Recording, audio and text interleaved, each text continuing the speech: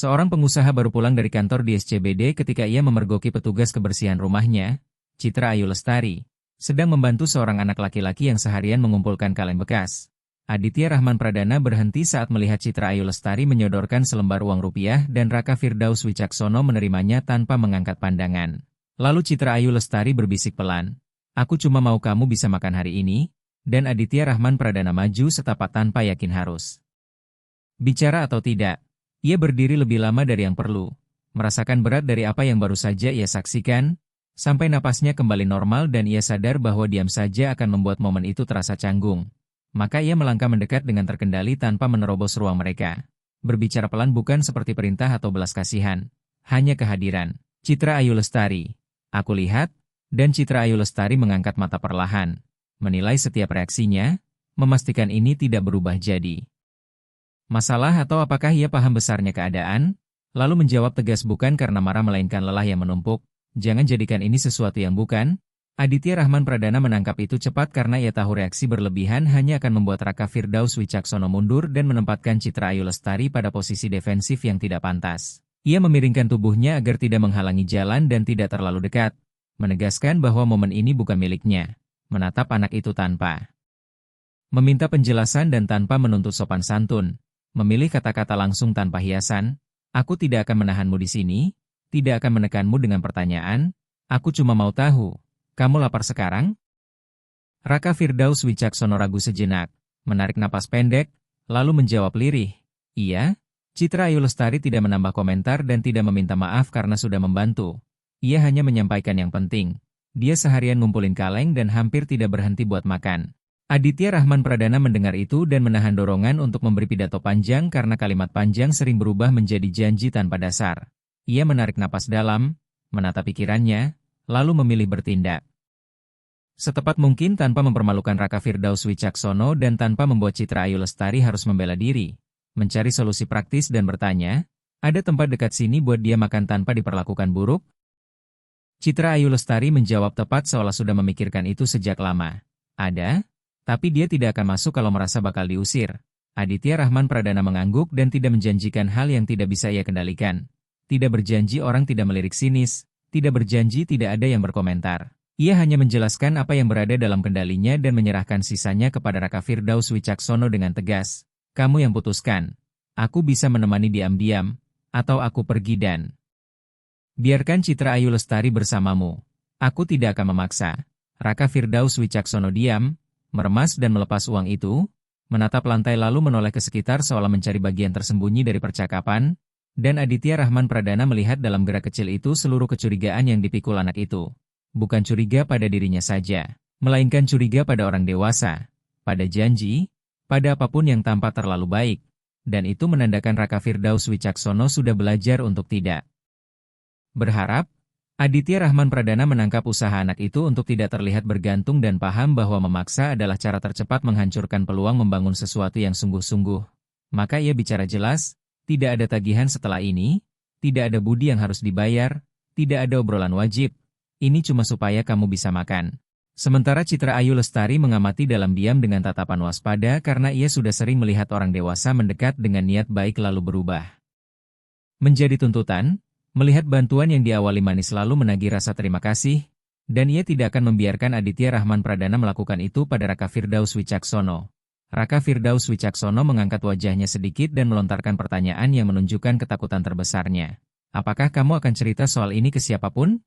tanya Raka Firdaus Wicaksono. Dan Aditya Rahman Pradana menjawab tanpa ragu, "Tidak."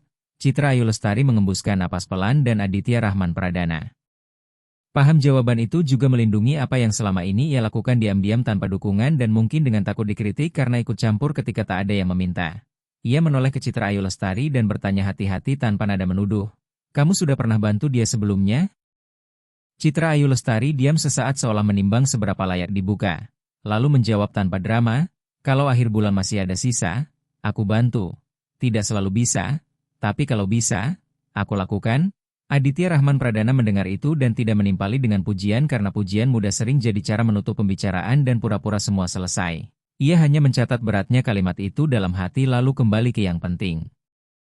Menatap Raka Firdaus Wicaksono dan melihat kesiapan anak itu untuk kabur kapan saja. Postur orang yang tidak percaya pada keberlanjutan.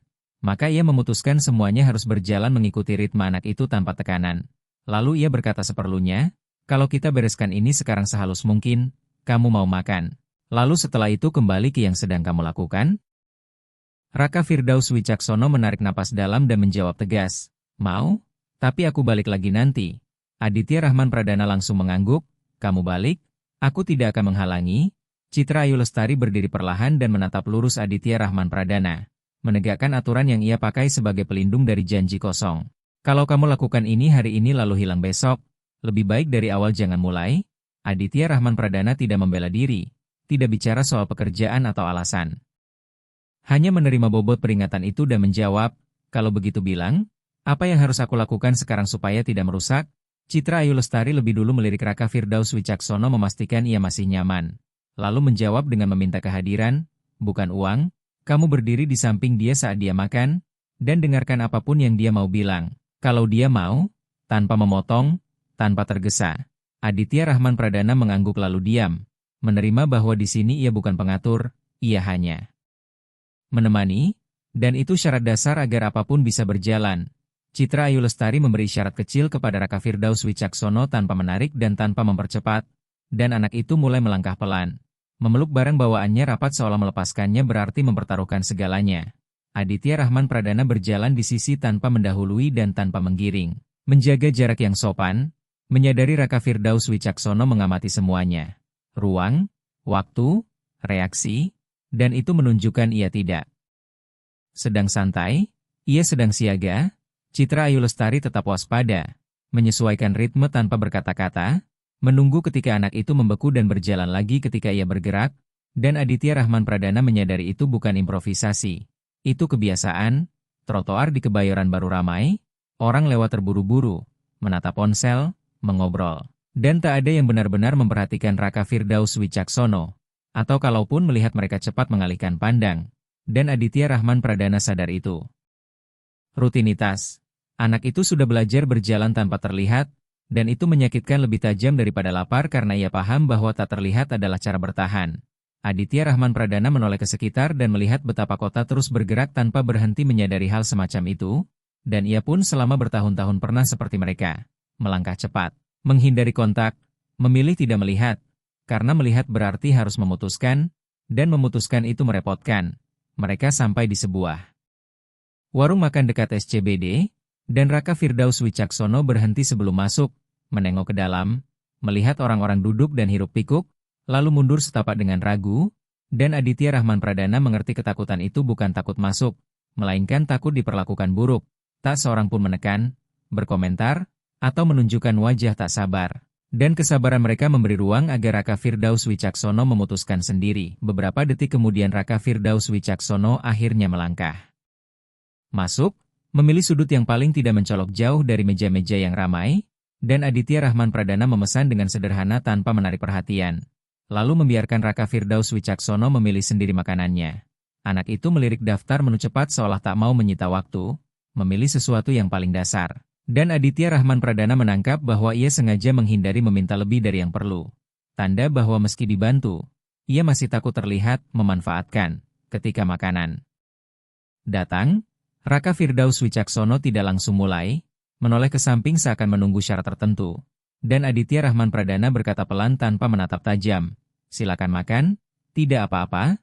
Raka Firdaus Wicaksono makan perlahan, tanpa suara, tanpa membuat orang menoleh, dan Aditya Rahman Pradana sadar bahkan cara makan pun terkontrol. Ia menepati kesepakatan, diam tanpa pertanyaan dan tanpa obrolan dipaksa, menghormati sunyi yang dipilih anak itu. Sementara Citra Ayu Lestari mengamati dengan hati-hati dan pelan-pelan melihat bahwa Aditya Rahman Pradana tidak mencoba mengubah ini menjadi barter. Saat Raka Firdaus Wicaksono selesai, ia mengusap mulut dengan punggung tangan, merapikan barang bawaannya, lalu ragu sejenak seolah tidak tahu bagaimana menutup momen ini, dan Aditya Rahman Pradana mengangkat beban kewajiban dari bahunya. "Kalau kamu mau bilang sesuatu, aku dengar. Kalau tidak mau, juga tidak apa-apa." Raka Firdaus Wicaksono melirik Citra Ayu Lestari seakan meminta isyarat aman lalu menjawab singkat, "Aku balik karena aku harus menyelesaikan." Aditya Rahman Pradana mengangguk, mengerti, ia tidak meminta detail, tidak meminta penjelasan, Tidak menahan anak itu dengan obrolan karena ia paham menghormati waktu Raka Firdaus Wicaksono lebih penting daripada memuaskan rasa ingin tahu. Citra Ayu Lestari menatap Aditya Rahman Pradana dan menegaskan bahwa mulai sekarang yang terpenting adalah keberlanjutan. Sekarang jawab jujur, kamu bisa lanjut besok dengan cara yang sama, tanpa muncul hanya saat mudah. Aditya Rahman Pradana diam beberapa detik karena ia tahu jawaban cepat tidak berarti apa-apa. Lalu ketika bicara ia memendekkan semuanya menjadi tindakan, aku datang lagi. Citra Ayu Lestari tidak tersenyum, tidak berterima kasih, tidak benar-benar melunak. Ia hanya menerimanya seperti orang yang mencatat untuk menagih nanti. Raka Firdaus Wicaksono berdiri perlahan, merapikan barang bawaannya, bersiap pergi, dan Aditya Rahman Pradana tidak memanggil balik, tidak meminta kontak, tidak memaksakan percakapan, hanya berkata pelan, kalau besok kamu maunya cuma makan lalu pergi. Boleh begitu? Raka Firdaus Wicaksono tidak menjawab dengan kata-kata. Tetapi ketegangan di tubuhnya berkurang sedikit lalu ia pergi. Dan kelonggaran kecil itu adalah tanda percaya terbesar yang bisa ia berikan saat itu. Citra Ayu Lestari berdiri di samping Aditya Rahman Pradana beberapa saat, menunggu anak itu menjauh, lalu bicara tanpa basa-basi. Aku tidak akan membiarkan kamu mengubah ini jadi pelipur rasa bersalah. Kalau kamu mundur sekali saja, kamu tidak akan dekat lagi dengannya. Aditya Rahman Pradana mendengar tanpa menyela dan menjawab setara. Aku mengerti.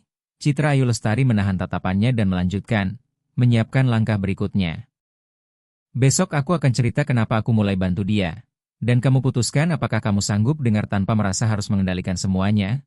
Aditya Rahman Pradana tetap diam karena ia tahu janji besar akan terdengar palsu. Jadi ia hanya mengangguk dan Citra Ayu Lestari menerimanya sebagai jawaban yang cukup. Ia menatap ke arah Raka Firdaus Wicaksono pergi dan menutup dengan kalimat terakhir. Rendah tapi tegas, dia bukan satu-satunya. Aditya Rahman Pradana. Masih ada yang lain dan aku tidak sanggup sendirian, tapi aku juga tidak akan menerima kamu muncul lalu hilang saat kamu capek. Aditya Rahman Pradana mendengar itu dan paham ia baru saja berkomitmen pada sesuatu yang tidak muat dalam satu gestur. Ia berjalan pulang bersama Citra Ayu Lestari tanpa banyak bicara. Menyadari ia tidak menginginkan percakapan, ia menginginkan konsistensi. Dan ia menerima itu sebagai aturan. Ketika mereka berpisah, Aditya Rahman Pradana kembali ke rumahnya di Pondok Indah dengan kepala penuh. Tidak menelepon siapapun dan tidak menceritakan kepada siapapun. Karena komitmen itu tidak butuh saksi. Ia butuh tindakan. Keesokan harinya Aditya Rahman Pradana tiba di rumahnya di Pondok Indah. Mandi, makan tanpa selera, lalu duduk menatap kosong beberapa menit, teringat cara Raka Firdaus Wicaksono meremas uang rupiah. Teringat cara Citra Ayu Lestari bicara tanpa meminta maaf. Dan di dalam sunyi itu ia menangkap satu hal sederhana. Ia selama ini hidup dikelilingi orang, tetapi bisa melewati hari penuh tanpa benar-benar mendengar siapapun. Sementara kemarin ia mendengar bukan sebagai rasa ingin tahu, melainkan sebagai tanggung jawab. Ia tidur gelisah, bangun lebih pagi, dan ketika berdiri ia tak memberi ruang bagi penyesalan. Ia bersiap lalu pergi ke titik yang sama dekat SCBD. Datang sebelum waktu yang disepakati dan menunggu tanpa menyentuh ponsel, tanpa mencari pengalih apapun. Karena ia tahu kalau ia mulai memperlakukan ini sebagai komitmen nomor 2, itu akan jadi langkah pertama untuk berhenti. Citra Ayu Lestari datang dan menatapnya dengan keseriusan yang sama. Tanpa senyum, tanpa menghakimi. Hanya mencatat bahwa ia benar-benar muncul. Lalu Raka Firdaus Wicaksono menyusul, berhenti agak jauh, dan kecurigaan itu terlihat di tubuhnya, bukan di kata-katanya. Citra Ayu Lestari memberi isyarat sederhana tanpa terburu-buru. Dan Raka Firdaus Wicaksono mendekat sekadar cukup untuk menerima. Sementara Aditya Rahman Pradana mengulangi apa yang ia lakukan sehari sebelumnya. Tanpa mengubah ritme, tanpa menarik obrolan, tanpa mempercepat kepercayaan, dan itulah yang membuat anak itu bertahan di situ. Raka Firdaus Wicaksono makan, berdiri, lalu pergi cepat tanpa pamit. Citra Ayu Lestari tidak mengomentari itu, ia hanya menoleh ke Aditya Rahman Pradana dan berkata, sekarang kamu akan lihat sisanya. Lalu ia mulai berjalan dan Aditya Rahman Pradana mengikutinya. Citra Ayu Lestari tidak banyak menjelaskan dan tidak bercerita panjang. Ia hanya menyampaikan yang pokok. Ada anak-anak lain dalam situasi yang sama. Ia membantu kalau mampu. Tidak ada yang benar-benar menyelesaikan itu untuk mereka. Ia takut terlalu jauh terlibat lalu kehilangan pekerjaan. Tetapi ia lebih takut pura-pura tidak melihat. Mereka tiba di lampu merah Kuningan, Sudirman, tempat seorang anak perempuan menjual permen. Citra Ayu Lestari memanggil namanya dan Nadira Putri Kusuma datang dengan hati-hati. Bukan takut pada Citra Ayu Lestari, melainkan takut pada yang tidak ia kenal. Citra Ayu.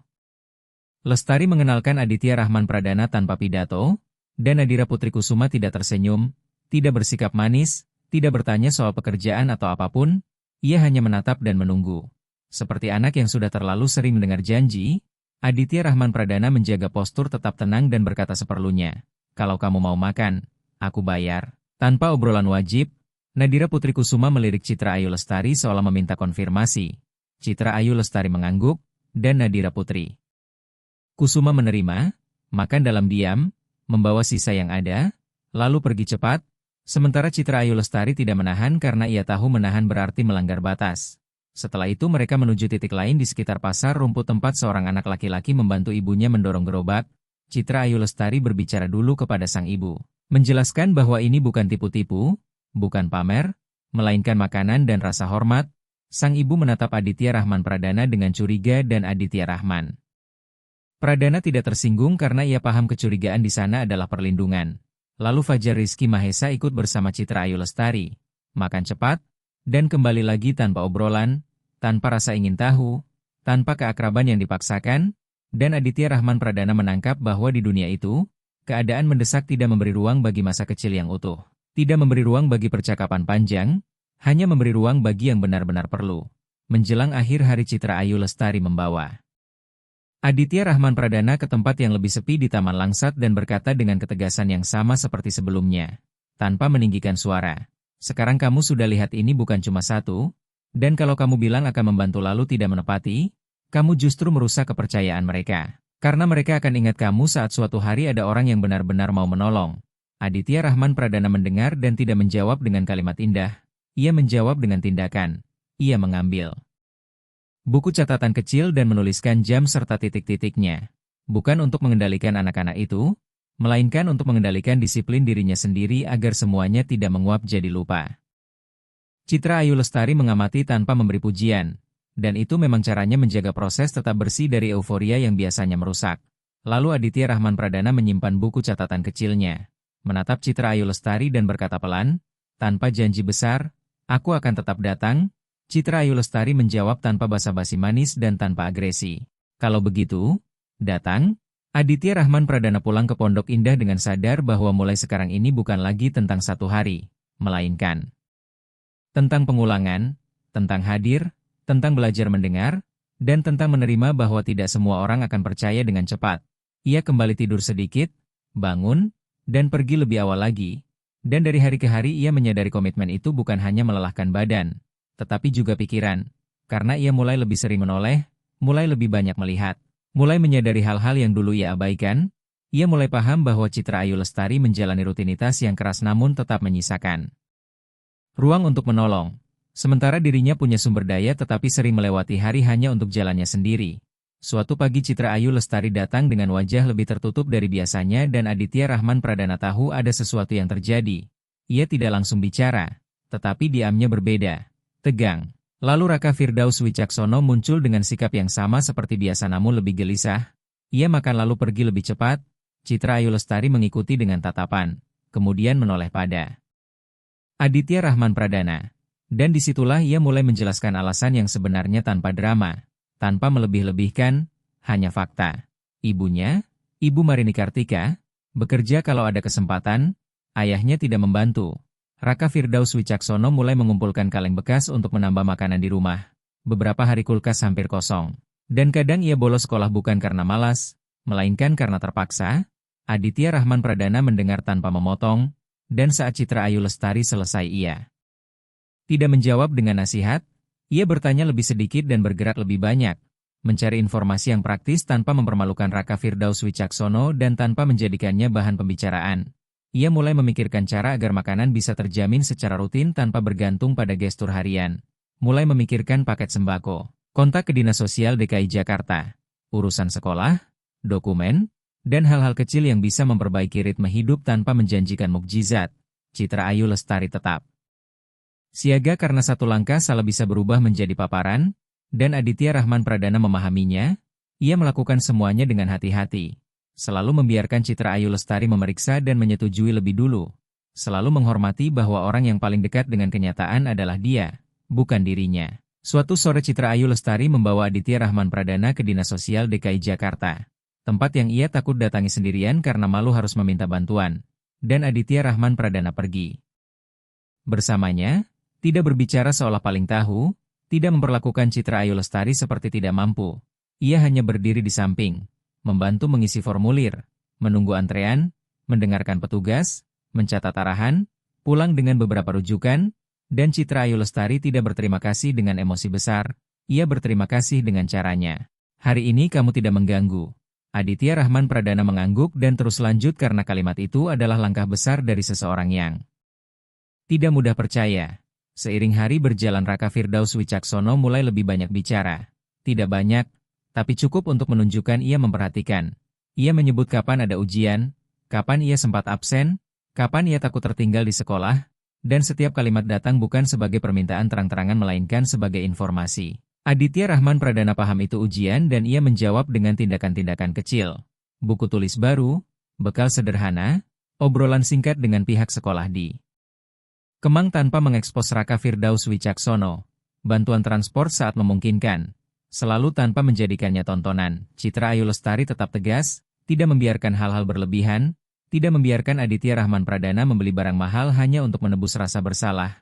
Ia bersikeras pada yang dasar dan pada konsistensi. Dan justru itulah yang perlahan membangun struktur. Nadira Putri Kusuma muncul lebih sering, masih penuh curiga, tetapi mulai menerima makanan tanpa merasa sedang diawasi. Fajar Rizky Mahesa juga mulai datang bersama ibunya dengan rasa takut yang lebih kecil. Dan sang ibu mulai lebih banyak bicara dengan Citra Ayu Lestari karena Citra Ayu Lestari adalah jembatan yang nyata. Sementara Aditya Rahman Pradana mulai mengerti perubahan bukan datang dari dirinya sendirian, melainkan dari sebuah jejaring. Dari ia mendukung tanpa merebut tempat orang yang memang sudah berada di sana. Pada suatu hari Citra Ayu Lestari datang dengan serius dan berkata, "Besok aku mau kamu ikut aku bicara dengan Kepala Sekolah Raka Firdaus Wicaksono. Tanpa janji apapun, cuma supaya kita paham cara membantu tanpa mengganggu." Aditya Rahman Pradana mengangguk, dan keesokan harinya ia ikut ke sekolah negeri di Kemang. Duduk, mendengarkan, bertanya secara objektif, mendengar kesulitan, mendengar apa yang sekolah bisa berikan, mendengar apa yang masih kurang. Lalu pulang membawa daftar langkah nyata, bukan janji kabur, bukan rencana mustahil, melainkan langkah yang bisa dijalankan.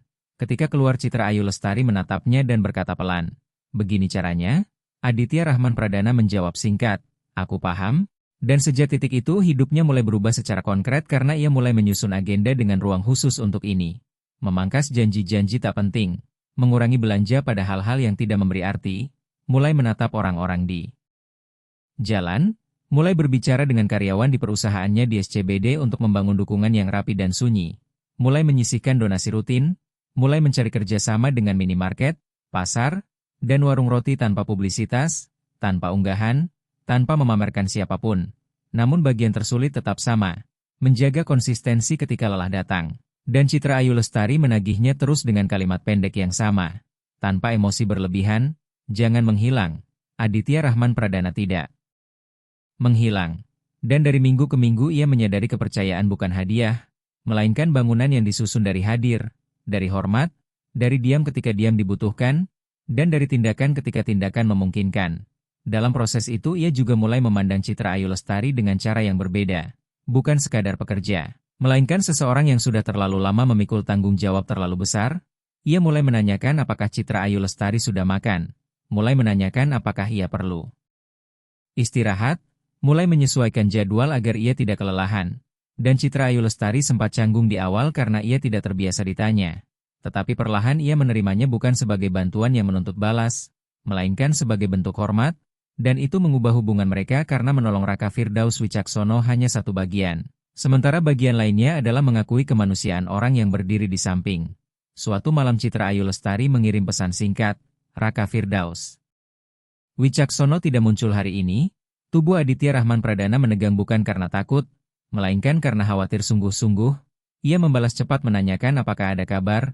Citra Ayu Lestari menjawab tidak ada. Maka Aditya Rahman Pradana mengatur semuanya agar besok bisa pergi bersama Citra Ayu Lestari ke rumah Raka Firdaus Wicaksono tanpa polisi, tanpa ribut, hanya untuk memastikan semuanya baik-baik saja. Ketika mereka tiba, mereka menemukan Ibu Marini Kartika tampak lelah dan Menjelaskan bahwa Raka Firdaus Wicaksono demam dan tidak sanggup keluar, Citra Ayu Lestari masuk, menyiapkan bubur ayam sederhana, Aditya Rahman Pradana membeli obat, bicara seperlunya, membantu semampunya, lalu pergi tanpa mengubahnya menjadi peristiwa. Dalam perjalanan pulang Citra Ayu Lestari menatapnya dan berkata, "Begini yang aku lakukan kalau aku bisa. Tapi aku tidak bisa terus." Aditya Rahman Pradana menjawab, "Sekarang kamu tidak sendirian." Citra Ayu Lestari mengangguk, dan anggukan. Itu lebih bermakna daripada pidato panjang karena itu berarti percaya, berarti kemitraan, berarti ia mulai yakin Aditya Rahman Pradana tidak akan menghilang saat kesulitan pertama datang. Dan itulah perubahan nyata yang sedang terjadi. Ini bukan pertunjukan, bukan kalimat dramatis, melainkan konsistensi sehari-hari, dan pada hari itu juga, saat mereka kembali, Citra Ayu Lestari berbicara dengan suara tegas, menyiapkan langkah berikutnya tanpa mendramatisasi, hanya dengan kebenaran yang lurus. "Besok aku akan tunjukkan apa yang terjadi padaku waktu aku masih kecil, supaya kamu paham kenapa aku tidak tahan melihat Raka Firdaus Wicaksono melewati ini sendirian." Citra Ayu Lestari tidak membawa Aditya Rahman Pradana ke tempat yang aneh dan tidak membuat upacara apapun. Ia hanya berjalan bersamanya dalam diam sampai menemukan titik yang cukup tenang untuk bicara tanpa gangguan. Saat berhenti, ia tidak mencari kata-kata manis dan tidak meminta diperlakukan hati-hati. Ia menarik napas dalam, menunduk beberapa detik, lalu berbicara seperti orang yang memutuskan berhenti menyembunyikan sepotong hidupnya. "Aku tidak bantu Raka Firdaus Wicaksono supaya aku merasa baik. Aku bantu karena dulu aku pernah jadi anak yang butuh orang dewasa, dan tidak menemukan satupun yang mau tinggal." Aditya Rahman Pradana tidak menjawab dengan pidato, tidak mencoba menghibur atau mempercepat, ia hanya berdiri kukuh, menunjukkan ia akan mendengar sampai selesai, dan Citra Ayu Lestari melanjutkan. Dengan kata-kata langsung tanpa drama, "Ibuku bekerja kalau ada kesempatan, dan ada masa uang benar-benar tidak cukup, dan aku belajar cepat bahwa minta bantuan bisa berubah jadi penghinaan. Aku belajar diam, tidak mencari perhatian, tidak membangun harapan, karena harapan menjatuhkan kita kalau tidak ada yang memegang, dan anak kecil tidak mungkin memegangnya sendirian." Aditya Rahman Pradana menelan ludah dan berkata pelan, "Aku dengar." Citra Ayu Lestari mengangguk lalu menambahkan tanpa jeda panjang seolah takut kehilangan keberanian, "Aku ingat bangun tidur dan langsung memikirkan hari dari awal sampai akhir. Itu bukan cemas tanpa sebab, itu tahu bahwa satu hal kecil meleset bisa jadi masalah besar. Aku belajar tidak meminta apa-apa, belajar berterima kasih untuk hal yang sedikit, belajar menelan komentar buruk dan tetap jalan. Dan lama-lama semua itu terasa normal. Bertahun-tahun kamu hidup dengan pikiran, memang begini." Aditya Rahman Pradana menatapnya dan menjawab jujur. Singkat, "Aku tidak tahu efeknya sedalam itu." Citra Ayu Lestari menatap balik dan menegakkan batas yang selama ini memandu semua yang ia lakukan untuk Raka Firdaus Wicaksono. Itu membuat anak tidak percaya, membuat dia menutup diri, membuat dia belajar bahwa orang dewasa muncul lalu hilang. Dan ketika kamu muncul lalu hilang, kamu jadi bagian dari masalah. Itu sebabnya aku menagih kamu dari awal. Aditya Rahman Pradana mengangguk tanpa membela diri. Dan Citra Ayu Lestari melanjutkan dengan nada yang bahkan lebih praktis, "Aku tidak marah pada orang yang tidak menolong. Aku takut pada orang yang menolong sehari lalu menghilang. Karena itu membingungkan, itu mematahkan dari dalam, dan Raka Firdaus Wicaksono sudah di batas." Aditya Rahman Pradana menarik napas pelan dan menjawab tanpa janji berlebihan, "Aku mengerti." Citra Ayu Lestari mengatupkan bibir sesaat seolah memastikan pada dirinya bahwa ia bisa lanjut. Lalu berkata, "Hari ini kamu akan kenal ibunya, karena kamu perlu paham ini bukan cuma soal dia. Ini soal seluruh rumahnya." Aditya Rahman Pradana ikut tanpa bertanya apakah ia seharusnya. Karena ia sudah mengerti Citra Ayu Lestari tidak sedang mengajak jalan-jalan. Ia sedang membuka bagian kenyataan yang ia tahan dengan tenaga hari demi hari. Di perjalanan Citra Ayu Lestari tidak banyak bicara. Tetapi ia mengatakan yang perlu, dia tidak percaya siapapun cepat-cepat, dan dia benar, jadi kamu. Tidak masuk dengan suara besar, tidak masuk mau menyelesaikan semuanya. Kamu masuk untuk mendengar dan menerima batas. Aditya Rahman Pradana mengangguk, dan isyarat sederhana itu menunjukkan ia sudah belajar sesuatu. Citra Ayu Lestari berhenti di depan pintu, memanggil dengan hati-hati, dan Ibu Marini Kartika membuka sedikit saja untuk melihat. Melihat Citra Ayu Lestari lalu melihat Aditya Rahman Pradana. Wajahnya mengeras bukan agresif, tetapi siap melindungi diri. Citra Ayu Lestari bicara. "Lebih dulu, Ibu Marini Kartika, saya mampir sebentar, boleh saya bicara?" Dan Ibu Marini Kartika menjawab lugas, "Saya tidak suka datang mendadak." Citra Ayu Lestari mengangguk, Saya tahu, makanya saya bilang sekarang juga. Citra Ayu Lestari melanjutkan dengan jujur, dia melihat saya membantu Raka Firdaus Wicaksono dan dia juga minta ikut membantu. Tapi saya tidak bawa dia kemari tanpa sepengetahuan Ibu Marini Kartika. Ibu Marini Kartika menatap Aditya Rahman Pradana dan bicara tegas tanpa berputar. Kalau cuma mau janji lalu menghilang, jangan masuk. Aditya Rahman Pradana menjawab pelan dan tenang tanpa membela diri. Saya tidak datang untuk janji besar. Saya datang untuk dengar dan melakukan hanya yang saya yakin bisa saya tepati. Ibu Marini Kartika menahan tatapannya beberapa detik, lalu membuka pintu dan membiarkan mereka masuk. Raka Firdaus Wicaksono muncul di belakangnya. Berhenti saat melihat Aditya Rahman Pradana. Menjaga jarak seolah siap mundur kapan saja, dan Citra Ayu Lestari bicara kepadanya tanpa sentuhan dan tanpa tekanan. Kamu tidak perlu ngomong apa-apa, cukup di sini dengan cara yang kamu mau. Raka Firdaus Wicaksono tidak menjawab, tapi juga tidak pergi, dan itu sudah menunjukkan ia sedang mengamati rumah itu dengan teliti. Aditya Rahman Pradana menghindari tatapan yang menilai, menghindari ekspresi kaget, berdiri di sudut dengan sikap tertahan, lalu berkata seperlunya, saya mau paham, bantuan seperti apa yang menolong tanpa mengganggu. Ibu Marini Kartika tidak minta maaf dan tidak menjelaskan rumah atau hidupnya. Ia langsung ke inti, bantuan itu makanan tanpa mempermalukan, bantuan itu dia bisa sekolah tanpa sering absen karena harus cari uang, bantuan itu saya bisa kerja tanpa takut besok bagaimana. Yang mengganggu itu tetangga tahu, yang mengganggu itu orang bicara keras, yang mengganggu itu janji yang ujungnya jadi diam. Aditya Rahman Pradana mengangguk, tidak akan ada eksposur, dan saya tidak akan cerita ini ke siapapun. Ibu Marini Kartika menarik napas panjang dan suaranya sedikit lebih lembut bukan karena percaya penuh, melainkan karena lelah. Dia tidak suka minta, dia diam lalu jalan saja, dan saya lihat, dan kadang saya tidak bisa mencegah. Citra Ayu Lestari menjawab tegas tanpa menghakimi. Ibu tidak perlu menanggung rasa bersalah, ibu sudah menahan sebisanya. Sekarang kita rapikan yang dasar. Raka Firdaus Wicaksono berkata lirih seolah memasang syarat, aku tidak mau orang ngomongin aku. Aditya Rahman Pradana langsung menjawab, tidak akan. Citra Ayu Lestari menutup kesepakatan dengan jelas tanpa ruang improvisasi. Minggu ini fokusnya makanan teratur dan sekolah. Besok kita ke sekolah tanpa mengekspos siapa pun dan aku akan ada di samping. Kamu tidak boleh membuat langkah sendiri. Aditya Rahman Pradana mengangguk, saya ikuti yang kamu bilang. Mereka keluar dan Citra Ayu Lestari tidak mengurai perasaan Ibu Marini Kartika. Ia hanya mengatakan pada Aditya Rahman Pradana apa yang perlu dipahami agar tidak merusak. Ibu Marini Kartika sudah terlalu sering dengar janji dan terlalu sering ditinggal. Jadi apapun yang dilakukan harus kecil tapi konsisten. Tidak ada gunanya terlihat kuat lalu menghilang. Saat rapuh, Aditya Rahman Pradana mengangguk, dan keesokan harinya ia muncul pagi-pagi tanpa mendadak dan tanpa mengubah kesepakatan. Citra Ayu Lestari memperhatikannya tanpa pujian karena ia masih menguji. Lalu mereka pergi ke sekolah negeri di Kemang. Citra Ayu Lestari bicara lebih dulu dengan pihak tata usaha dan koordinator sekolah. Menjelaskan bahwa ia ingin dukungan untuk menjaga kehadiran Raka Firdaus Wicaksono tanpa membuatnya jadi bahan perhatian. Koordinator sekolah menyebut soal absensi. Menyebut soal tubuhnya yang terlihat lelah di beberapa hari. Menyebut bahwa ia anak yang pintar tetapi tampak selalu cemas. Citra Ayu Lestari mendengar tanpa tersinggung karena ini bukan soal harga diri. Ini soal keberlanjutan. Aditya Rahman Pradana berbicara hanya saat perlu, singkat dan tepat. Tentang bantuan praktis yang tidak mengekspos Raka Firdaus Wicaksono di kelas. Lalu pihak sekolah merinci yang bisa dilakukan. Kelas tambahan pada hari tertentu, mengingatkan guru agar tidak menegur atau mempertanyakan di depan umum, serta mengatur pengumpulan tugas dengan tenggat yang lebih realistis ketika keadaan mendesak.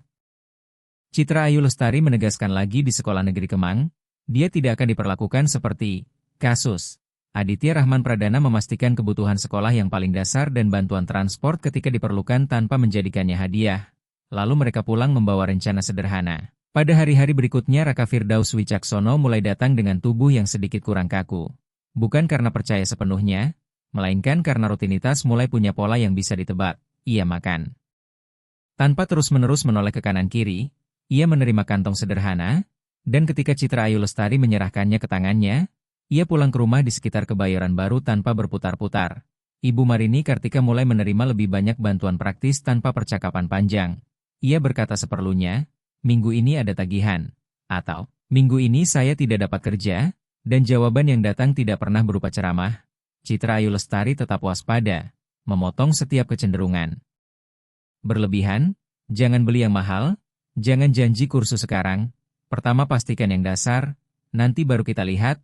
Aditya Rahman Pradana menghormatinya karena ia mulai paham kesalahan paling umum adalah ingin menyelesaikan semuanya cepat lalu menyerah ketika kenyataan menekan. Suatu hari Ibu Marini Kartika memberitahu Citra Ayu Lestari bahwa ada pekerjaan sementara. Tetapi ia tidak punya siapapun untuk menjaga Raka Firdaus Wicaksono pada jam tertentu dan itu akan mendorong anak itu.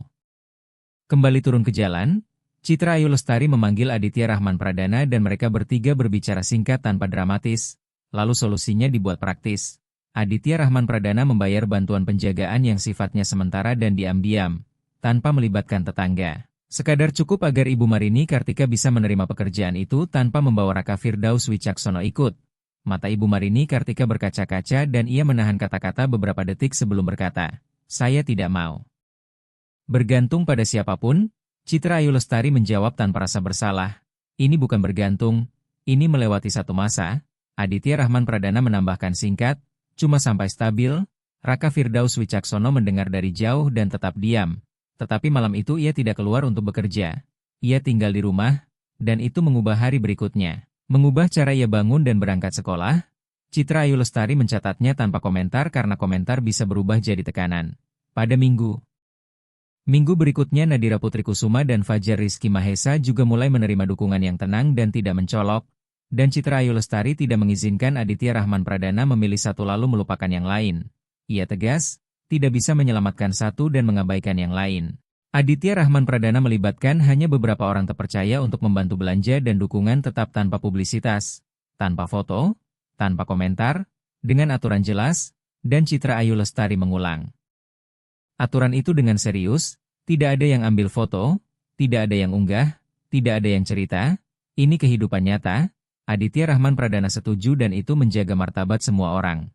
Suatu pagi Raka Firdaus Wicaksono datang membawa selembar kertas kusut dan menyerahkannya kepada Citra Ayu Lestari. Citra Ayu Lestari membaca lalu berkata, "Ini kegiatan sekolah, dia terpilih, tapi jadwalnya sulit." Aditya Rahman Pradana menjawab tanpa pidato. "Kita atur." Ia menyiapkan transport dan mengonfirmasi ke sekolah tanpa mengekspos alasan, dan hari itu Raka Firdaus Wicaksono pulang lebih pendiam dari biasanya. Tetapi dengan ketenangan yang bukan berasal dari lelah, melainkan dari rasa puas, ia tidak bercerita panjang, tapi mengatakan yang cukup, "Aku ikut." Citra Ayu Lestari menjawab sederhana, "Aku tahu." Ibu Marini Kartika mendengar dan untuk pertama kalinya ia mengucapkan sesuatu yang bukan permintaan atau peringatan, melainkan pengakuan, "Saya lihat dia pulang ngomongin sekolah." "Sudah lama tidak begitu?" Aditya Rahman Pradana menjawab tanpa mengambil panggung. "Itu milik dia." Citra Ayu Lestari mengamati, dan menjelang akhir hari ketika ia berdua saja dengan Aditya Rahman Pradana beberapa menit, ia bertanya dengan nada tetap tegas namun tidak lagi sekeras awal, "Kamu jalankan seperti yang aku minta?" Aditya Rahman Pradana menjawab, "Aku jalankan dengan cara yang benar-benar bekerja." Lalu Citra Ayu Lestari mengangguk dan mulai menceritakan hal yang sudah ia janjikan akan ia tunjukkan. Tanpa detail untuk mengejutkan, hanya yang diperlukan untuk menjelaskan mengapa ia begitu keras menjaga batas. Citra Ayu Lestari bercerita bahwa saat ia masih kecil ia pernah hampir berhenti sekolah karena malu. Lalu suatu hari seorang pegawai sekolah memanggilnya ke sudut dan berkata ia boleh tetap di sana. Tidak perlu ada yang tahu, ia boleh makan jatah makan siang sekolah lalu kembali ke kelas tanpa penjelasan. Citra Ayu Lestari mengatakan itu sambil menunduk dan menambahkan bahwa ia tidak pernah melupakan hari itu karena itulah hari ketika seseorang memperlakukannya dengan hormat tanpa mempermalukannya. Aditya Rahman Pradana mendengar tanpa memotong. Dan Citra Ayu Lestari melangkah lebih jauh, bukan sepenuhnya percaya, tetapi benar-benar membuka diri. Ia menatap Aditya Rahman Pradana dan berkata, "Sekarang aku akan tunjukkan apa yang terjadi pada Raka Firdaus Wicaksono di hari ketika dia hampir berhenti sekolah. Karena itu akan menentukan apa yang kita lakukan mulai hari ini." Lalu Citra Ayu Lestari berjalan tanpa memberitahu arah dan Aditya Rahman Pradana mengikuti dalam diam. Citra Ayu Lestari tidak menoleh ke belakang dan tidak memastikan ia masih mengikuti. Ia hanya melangkah dengan keyakinan orang yang tahu Aditya Rahman Pradana akan tetap ada.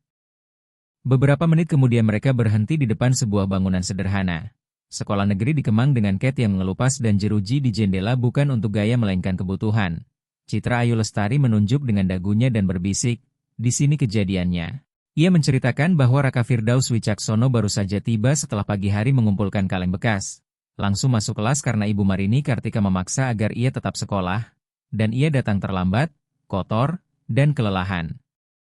Aditya Rahman Pradana tetap diam sementara Citra Ayu Lestari melanjutkan bahwa gurunya bukan berniat jahat, tetapi berbicara keras di depan satu kelas, menanyakan kenapa ia terlambat, menegur seolah ia tidak tahu ada jam masuk, dan Raka Firdaus Wicaksono tidak menjawab, hanya berdiri beku sampai tawa mulai pecah. Aditya Rahman Pradana mengepalkan tangan merasakan amarah naik tetapi ia tidak berkata apa-apa. Citra Ayu Lestari menarik napas dalam dan meneruskan bahwa Raka Firdaus Wicaksono keluar kelas tanpa izin, tanpa kata-kata, hanya pergi, dan tidak ada yang mengejar, tidak ada yang bertanya, tidak ada yang sadar itu adalah batasnya.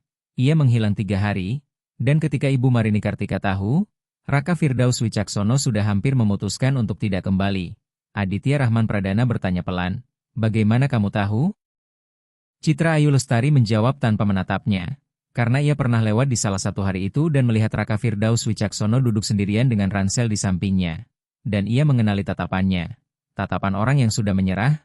Aditya Rahman Pradana menelan ludah kering dan Citra Ayu Lestari melanjutkan bahwa ia duduk di sebelahnya. Tidak bertanya, tidak memaksa bicara, hanya tetap di sana. Lalu setelah beberapa waktu Raka Firdaus Wicaksono bicara sedikit. Tidak semuanya, tapi cukup, iya. Bilang ia tidak mau balik lagi, ia lelah menanggung malu. Ia merasa tidak ada yang mengerti. Dan Citra Ayu Lestari tidak berusaha meyakinkannya saat itu. Ia hanya berkata ia mengerti karena ia sungguh mengerti. Aditya Rahman Pradana berdiri memproses semuanya, dan Citra Ayu Lestari memutar tubuh menghadapnya dengan ketegasan yang sama seperti biasanya. Menjelaskan bahwa sejak hari itu ia mulai membantu dengan cara yang benar-benar nyata. Bukan dengan omongan melainkan tindakan.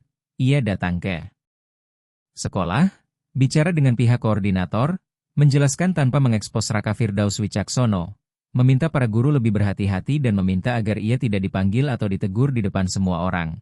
Lalu ia mulai membantu dengan makanan, perlengkapan sekolah, apapun yang ia mampu. Aditya Rahman Pradana bertanya, lalu dia kembali? Citra Ayu Lestari mengangguk. Ia kembali bukan karena ada yang memerintah, melainkan karena ia ditunjukkan bahwa ada orang yang tidak akan membiarkannya sendirian. Dan sejak itu ia datang. Tidak setiap hari sempurna, tetapi ia datang, dan itu sudah sangat besar.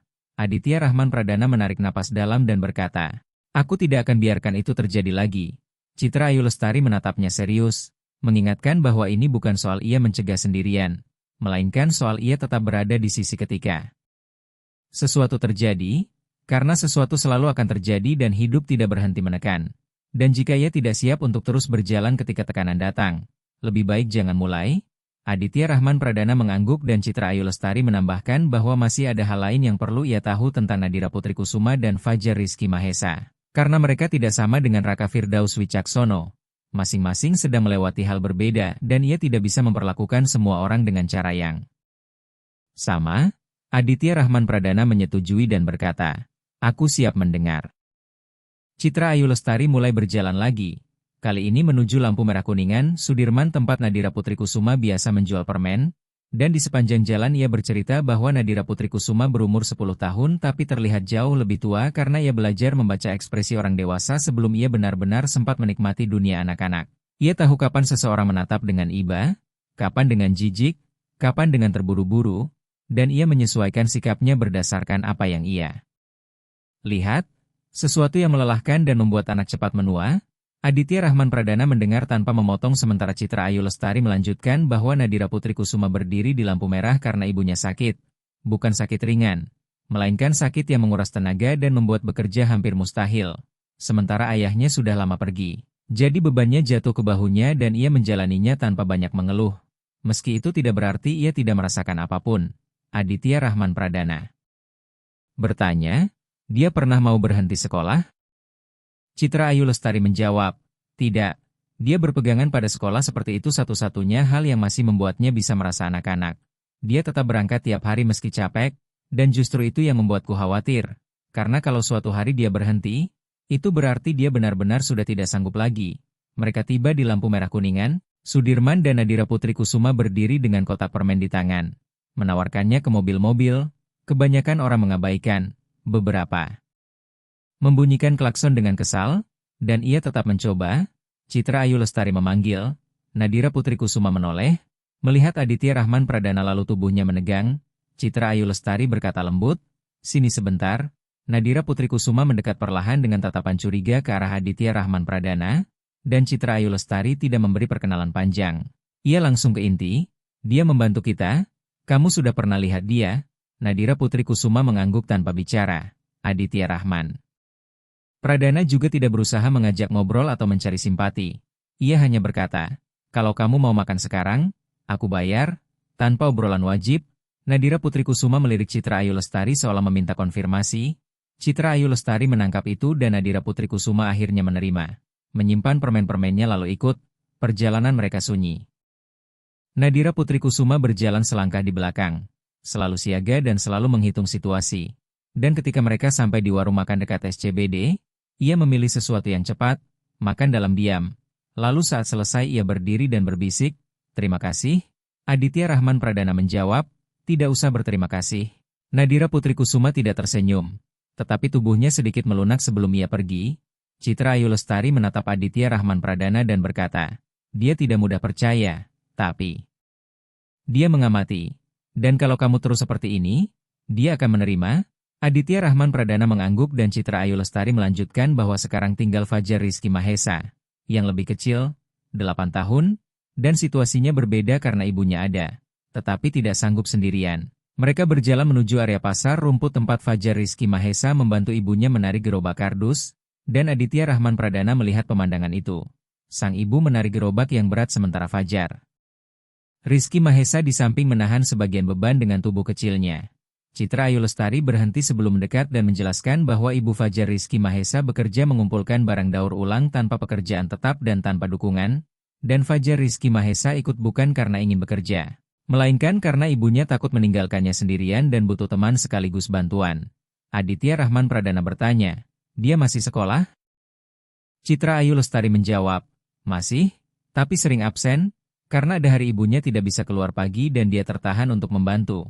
Itu menumpuk sampai suatu saat dia tertinggal jauh dan tidak mampu mengejar. Aditya Rahman Pradana menarik napas dalam, lalu kita harus apa? Citra Ayu Lestari menjawab lugas, kita bantu ibunya punya rutinitas yang lebih stabil. Kita pastikan dia punya transport ketika perlu. Kita pantau kehadiran sekolahnya, dan kita tidak menghakimi ibunya karena dia sedang melakukan yang terbaik yang dia bisa. Aditya Rahman Pradana setuju. Citra Ayu Lestari memanggil sang ibu, ia berhenti dan menatap hati-hati. Citra Ayu Lestari menjelaskan dengan tenang tanpa tergesa.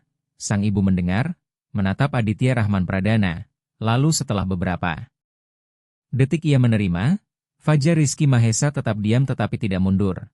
Pertanda ia tidak melihat bahaya langsung. Citra Ayu Lestari kemudian menyepakati waktu untuk berbicara lebih tenang, dan mereka pun pulang menyusuri jalan kembali. Dengan suara tegas Citra Ayu Lestari menyiapkan Aditya Rahman Pradana untuk yang akan datang. Sekarang kamu sudah lihat 3 anak itu. Masing-masing punya kenyataan sendiri, batas sendiri, ketakutan sendiri, dan tugas kita bukan mengubah hidup mereka jadi dongeng. Tugas kita memberi stabilitas minimum supaya mereka tidak menyerah, karena menyerah itu mudah ketika tidak ada yang menahan. Aditya Rahman Pradana menjawab, aku mengerti. Citra Ayu Lestari berhenti, menatapnya serius, lalu berkata, kalau begitu sekarang aku akan cerita apa yang terjadi padaku di hari ketika aku hampir menyerah pada semuanya. Karena kamu perlu paham ini bukan soal kasihan. Ini soal tidak membiarkan siapapun melewati apa yang pernah aku lewati. Citra Ayu Lestari tidak memilih tempat istimewa untuk melanjutkan, ia hanya duduk di bangku sederhana di Taman Langsat yang sudah aus dimakan waktu. Dan Aditya Rahman Pradana duduk di samping tanpa tergesa dan tanpa mencoba menebak apa yang akan muncul. Citra Ayu Lestari menata kata-katanya beberapa detik lalu mulai berbicara bukan seperti orang yang memohon dimengerti, melainkan seperti orang yang menyerahkan sepotong hidup agar orang lain mengerti besarnya komitmen. Saat usianya 12 tahun, ibunya sempat mendapat pekerjaan tetap dan untuk pertama kalinya setelah lama mereka punya rutinitas yang tidak bergantung pada keajaiban. Ia ingat minggu itu ia bisa membawa bekal ke sekolah. Terlihat kecil, tetapi baginya itu segalanya karena ia tidak perlu membuat alasan, tidak perlu pura-pura tidak lapar, tidak perlu keluar kelas saat jam istirahat. Aditya Rahman Pradana mendengar tanpa bergerak dan Citra Ayu Lestari melanjutkan bahwa semuanya hanya bertahan 2 bulan, karena tempat kerja ibunya mendadak tutup tanpa kabar dan tanpa pembayaran yang layak. Lalu mereka kembali ke titik awal, hanya saja kali ini ia sudah sempat merasakan rasanya tidak malu. Dan kembali pada rasa malu itu jauh lebih menyakitkan. Citra Ayu Lestari berhenti sejenak, menarik napas dalam, lalu melanjutkan bahwa ia mulai sering absen bukan karena tidak mau sekolah, Melainkan karena ia tidak sanggup lagi menoleh dan melihat semua orang punya sesuatu yang ia tidak punya. Sampai ia mulai merasa masalahnya ada pada dirinya. Seolah ia tidak pantas berada di sana. Seolah ia terlalu berbeda. Dan, berbeda, di tempat itu bukan pujian, melainkan pengucilan. Sementara Aditya Rahman Pradana menekan bibirnya menahan kata-kata yang bisa memotong. Citra Ayu Lestari menatap ke depan dan menceritakan berikutnya. Suatu hari ia memutuskan tidak akan kembali. Ia bangun, berpura-pura berangkat sekolah, keluar rumah dan berjalan tanpa arah, tanpa rencana, hanya berjalan. Lalu ketika lelah ia duduk, ketika hari gelap ia pulang. Ia melakukan itu hampir seminggu sampai pegawai sekolah yang pernah ia ceritakan datang ke rumahnya. Citra Ayu Lestari berhenti sebentar dan suaranya menurun. Tetapi ketegasannya tidak berkurang. Ia berkata pegawai itu tidak datang untuk marah atau memberi ceramah, melainkan datang untuk bicara dengan ibunya. Menjelaskan bahwa Citra Ayu Lestari punya potensi dan bisa lanjut, bahwa sekolah akan membantu, dan ia benar-benar menepati. Ia mengurus seragam sekolah, alat tulis, dan jatah makan siang sekolah yang pasti, dan semua itu dilakukan tanpa mempermalukan Citra Ayu Lestari, tanpa mengubahnya jadi amal di depan umum, tanpa membuatnya merasa kecil.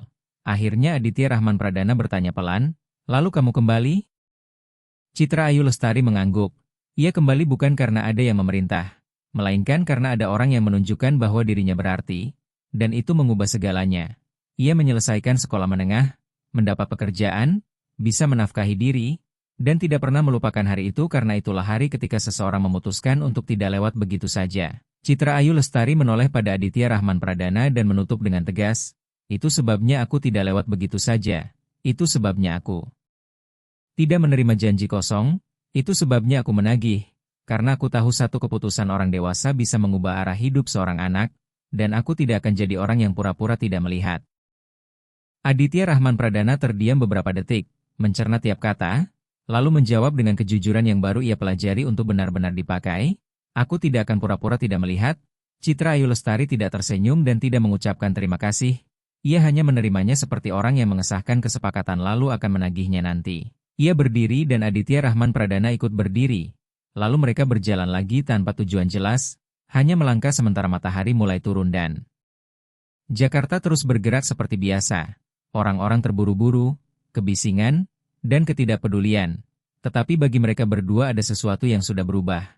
Bukan perubahan besar dan bukan transformasi yang terlihat, melainkan kepastian sederhana bahwa mulai sekarang tak satu pun dari mereka akan menanggung ini sendirian.